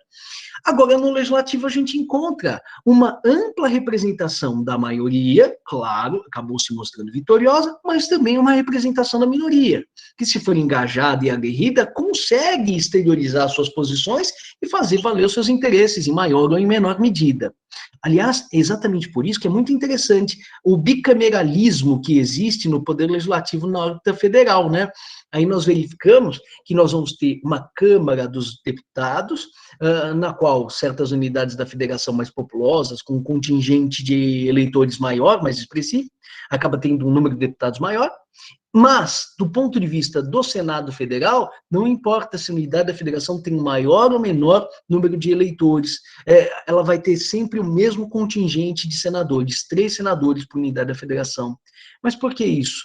Porque a escolha efetuada pelos eleitores é simplesmente um caminho inexorável, um caminho inafastável para o recrutamento dos senadores, mas esses senadores não são representantes da população, eles são escolhidos pela população, pelos eleitores, pelos cidadãos, mas eles acabam sendo representantes das unidades da federação. O Senado é o ambiente do Poder Legislativo responsável pela preservação do Pacto Federativo.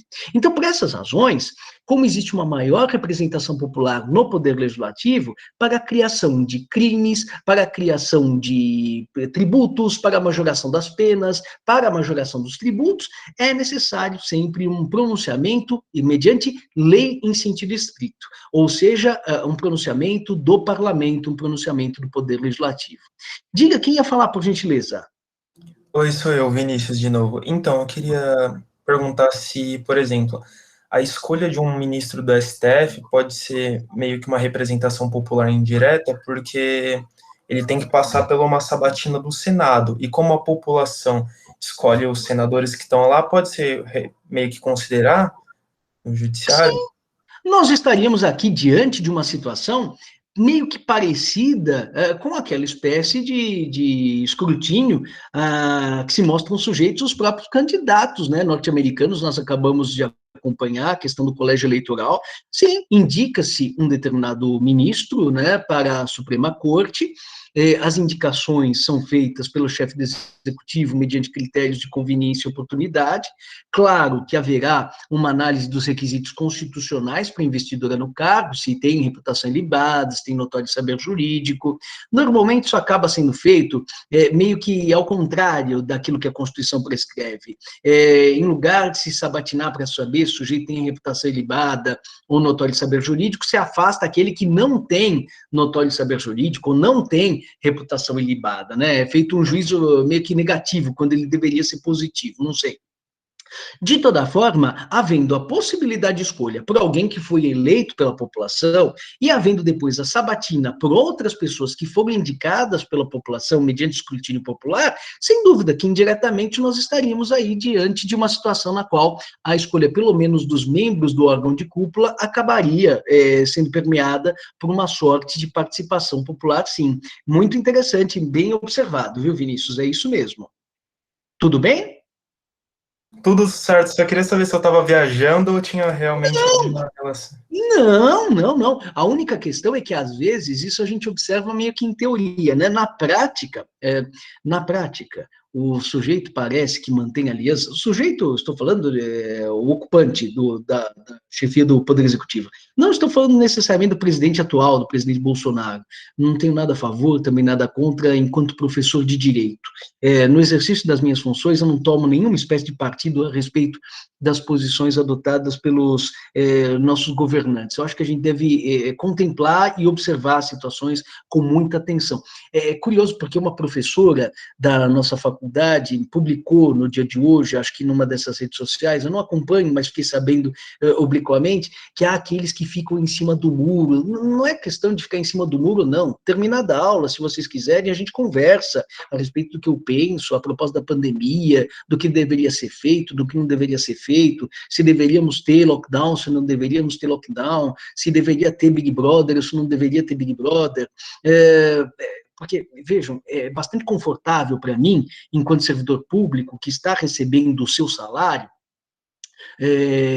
pontualmente, e a mesma coisa que eu recebia enquanto era um servidor em atividades presenciais, sustentar que o lockdown se dê indefinidamente. Eu estou recebendo o mesmo salário que eu recebia quando as minhas atividades eram presenciais, aprendi a falar com a caixa de plástico, para mim está até melhor. Eu não sou uma pessoa que gosta de sair, vivo muito bem em casa, só peço delivery. Porra, esse coronavírus para mim acaba sendo um baita de um negócio. Conseguem compreender? Se houvesse uma espécie de imposto social, se eu, Estevão, fosse obrigado a repartir metade do meu salário, destinar metade do meu salário ao sujeito que não pode receber um único centavo, porque o seu negócio está fechado, aí talvez eu estivesse sentindo as agruras do lockdown. Para mim, enquanto servidor público, que desenvolvo as minhas atividades à distância, por meio do relacionamento virtual com os meus alunos, é muito confortável dizer que nós devemos manter o lockdown indefinidamente. Porque o sofrimento econômico, por mim, não está sendo experimentado. Eu padeço das dificuldades de pessoas que têm morrido, e é lógico que isso não me deixa feliz. Agora, eu não posso ser hipócrita a ponto de falar, sim, estou sentindo os mesmos efeitos econômicos maléficos que 90% da população. Não estou.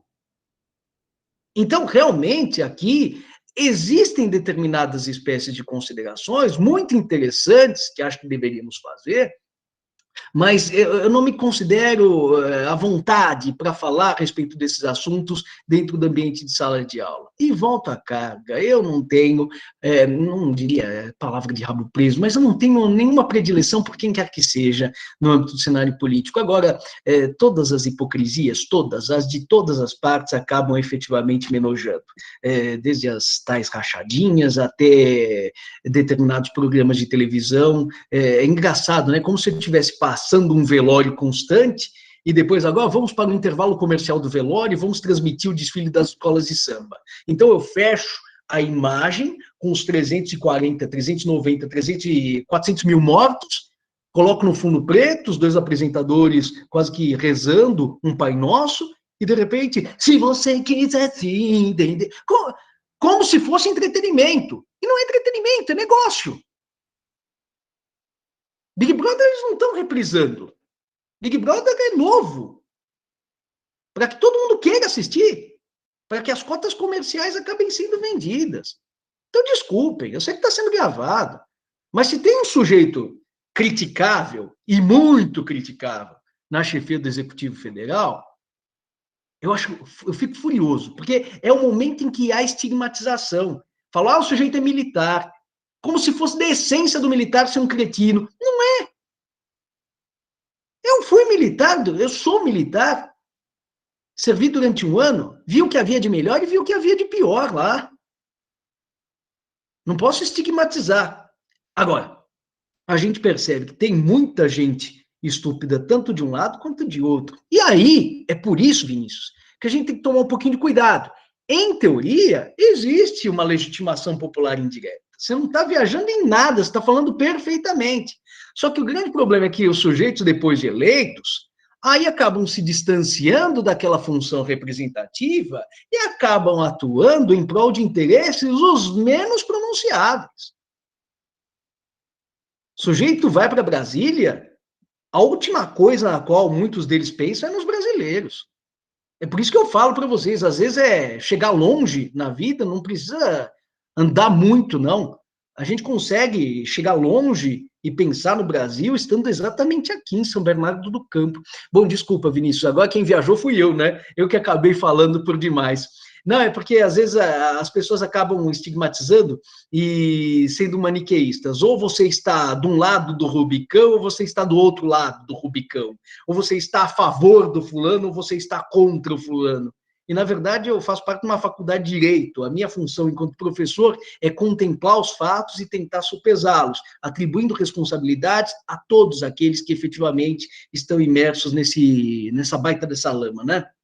Enquanto isso, imersos e puxando os mortos para dentro dessa poça. Bom, vamos falar a respeito das características fundamentais da lei. São 6. A primeira delas, a generalidade. As normas jurídicas, notadamente, as leis acabam sendo forjadas, habitualmente, para uma coletividade de destinatários. Então, no artigo 121 do Código Penal, se estabelece matar alguém, pena de 6 a 20 anos de reclusão. Não se está falando se Caio matar alguém, se Tício matar alguém, se Estevão matar alguém. Simplesmente, a norma que proíbe o matar alguém se dirige a todos nós. Excepcionalmente, nós vamos encontrar algumas normas individuais. Por exemplo, eu vou até minha geladeira lá na cozinha e encontro uma correspondência do governo do Estado de São Paulo dizendo que o meu imóvel vai ser desapropriado. Excepcionalmente, nós teremos algumas normas individuais, voltadas a um sujeito. Mas, como um legado do princípio da igualdade da Revolução Francesa, normalmente as normas jurídicas acabam sendo gerais. As normas também são abstratas, via de regra. Vale dizer, se voltam para condutas futuras e o legislador se refere exclusivamente ao mínimo necessário. Quando se diz matar alguém, não se diz onde, não se diz como, não se diz com que instrumentos, simplesmente se alude aos 2 elementos fundamentais: tirar a vida de alguém, a subtração da vida, e a vida humana que acaba sendo atingida, e não a vida animal. Desde que esses 2 elementos estejam presentes, o sujeito que entra nessa sala e tira a vida do professor, provoca incidência do artigo 121 do Código Penal. Aí ele entra no outro apartamento e tira a vida de uma outra pessoa, o 121 do Código Penal está lá, apto para incidir novamente. As normas jurídicas abstratas, atenção para o 5º hífen dessa transparência, elas são dotadas de permanência. Então, elas incidem uma vez, mas continuam fazendo parte do sistema, aptas para incidir tantas vezes quantos forem os suportes fáticos verificados. Já a norma que foi construída para o meu testamento, então eu digo que quero nomear o Caio como herdeiro universal, quando Estevão morre, aquela norma jurídica incide e transmite os bens do Estevão para o seu respectivo sucessor. Só que nunca mais essa norma jurídica vai incidir. Por quê? Porque as normas concretas aludem a apenas e tão somente um evento. Tomem cuidado com isso. As normas gerais têm plúrimos destinatários, as normas abstratas miram plúrimas condutas, as normas individuais têm um destinatário só, e as normas concretas miram uma conduta tão somente. Aqui eu falo também, como atributo da norma jurídica, da imperatividade. As normas não recomendam, as normas não educam, as normas não sugerem. Quando se diz, no artigo 13 da Constituição Federal, a língua portuguesa é o idioma oficial da República Federativa do Brasil, o legislador não está relatando o que é, ele está dizendo como as coisas devem ser. É que quando eu me deparo com o Decálogo de Moisés, os 10 mandamentos está lá, não matarás, a função de comando é evidente, porque a forma de expressão é imperativa. Só que quando se diz matar alguém, pena de 6 a 20 anos de reclusão, o comando fica subentendido ou disfarçado, porque a forma de expressão não é imperativa, é declarativa, é assertiva. Mas a função não é de asserção, a função acaba sendo a de comando, e as normas jurídicas acabam tendo essa função de mobilizar comportamentos, não de educar as pessoas. As pessoas, às vezes, obliquamente acabam sendo educadas à custa de normas jurídicas, mas não é esse o seu principal propósito. Autorizamento. Eu devo ter falado nas aulas anteriores a propósito das leis imperfeitas. As normas jurídicas normalmente contam com uma sanção, na hipótese de descumprimento de uma regra penal incriminadora, o sujeito que a infringiu, o sujeito que a violou, vai ser sancionado, vai sofrer a aplicação de uma pena. É isso que todos nós esperamos. ocorre que algumas regras são desprovidas dessa sanção, desse castigo para a hipótese de violação do comportamento desejado pelo legislador. E aí, nessas circunstâncias, o que nós vamos ver é que o autorizamento faltará a essa norma. Na verdade, segundo Norberto Bobbio, a coercibilidade ou autorizamento seria um atributo não da norma individualmente considerada, mas do sistema jurídico como um todo. Ainda que falte alguma espécie de folhagem a uma das árvores, a floresta como um todo tem uma folhagem e acaba dando essa característica ao conjunto, ao todo. Então, o autorizamento é um atributo mais do ordenamento do que propriamente da norma. E, finalmente, emanação da autoridade competente. Bom, eu mencionei no slide anterior, né? Eu não posso criar uma norma penal incriminadora, um tributo por medida provisória ou por súmula vinculante, somente por força de lei. Caso não seja observada a lei em sentido estrito, ato do Poder Legislativo, estaremos diante de uma inconstitucionalidade formal. Isso vocês vão estudar com a professora Denise Awad e com o professor Roberto Bahia. A respeito da classificação das leis, eu já havia apresentado, senhores, no final da aula de número 2, a distinção entre normas cogentes e dispositivas. Acho que vocês se recordam, né? O exemplo que eu dava era do casamento. Eu dizia, o dever de fidelidade é uma norma cogente, é inafastável. Então, mesmo que as partes queiram afastar esse dever, elas não conseguem. Já a escolha do regime de bens, elas conseguem fazer de maneira mais ou menos livre, diante das diversas hipóteses postas à disposição pelo legislador, e diante da sua própria capacidade de inventar um regime próprio. As normas dispositivas, elas servem para orientar como devem ser interpretadas certas situações, para permitir certos comportamentos, ou então para servir de tampão, caso uma das partes ou as partes não se manifestem. Então, se eu e a minha noiva vamos nos casar e não dissermos sobre que regime de bens o nosso patrimônio estará travestido, como ele estará organizado, automaticamente se aplica o regime da comunhão parcial. Notem que as normas jurídicas cogentes, elas são inafastáveis antes, durante a prática do ato e depois, naturalmente. Só que as normas dispositivas, elas também são dotadas de imperatividade, só que uma imperatividade relativa. Eu posso afastá-las antes da prática do ato. Depois do ato praticado, elas são dotadas da mesma imperatividade das normas cogentes, tá bom? Quanto à sanção, eu havia observado, pedido a pesquisa sobre as leis imperfeitas para fazer essa diferença que eu vou estabelecer agora, entre leis mais que perfeitas, perfeitas, menos que perfeitas e imperfeitas. Notem que aqui, nesses alvéolozinhos constantes do segundo hífen, vocês vão encontrar artigos da Lei de Locações, do Código Civil e do Código de Processo Civil sendo mencionados. Eu preciso que vocês leiam esses artigos em casa, por gentileza. Lei mais que perfeita é aquela que tem sanção de penalidade e de nulidade ao mesmo tempo. Se um locador exige do inquilino, por exemplo, dupla garantia, pode exigir uma fiança, uma caução, um seguro, mas ele não pode pedir mais de uma garantia. Se ele exige mais de uma garantia, não apenas a garantia suplementar será inválida, será nula, mas, além disso, o fato de exigir dupla garantia acaba sendo caracterizado como infração penal, uma contravenção penal. Então, o sujeito vai se ver frustrado, porque a segunda garantia não vai valer, e, em segundo lugar, porque será submetido a um processo criminal pela prática de contravenção penal. São duas as ordens de castigos. Nas leis perfeitas, não. Artigo 166, eu disse aí, anotem, inciso 1º. Se um relativamente incapaz ou um absolutamente incapaz, o sujeito tem 14 anos, quer vender algo que lhe é próprio, ele pode vender, desde que o seu representante legal acabe exteriorizando aquela vontade. Agora, se o próprio sujeito de 14 anos vende algo que lhe pertence, esta venda existe, mas será considerada nula de pleno direito. Então, efeitos não surgirão. E aí a gente manda esse menor para a infração, para a Fundação Casa? Não, ele não vai sofrer qualquer espécie de penalidade. O único castigo por ele experimentado será a privação dos efeitos naturais do ato. Já nas leis menos que perfeitas, é o contrário. Só tem uma sanção também, como nas leis perfeitas, mas a sanção não é de nulidade, é de penalidade. Então, se eu morro e o meu cônjuge quer se casar uma semana depois, não existe nenhuma espécie de proibição legal. Já não está mais casado, pode se casar novamente. Mas o segundo casamento, embora válido, poderá ter algumas consequências especiais, se esse cônjuge não tiver dado inventário dos meus bens aos filhos que nós tivéssemos daquela união.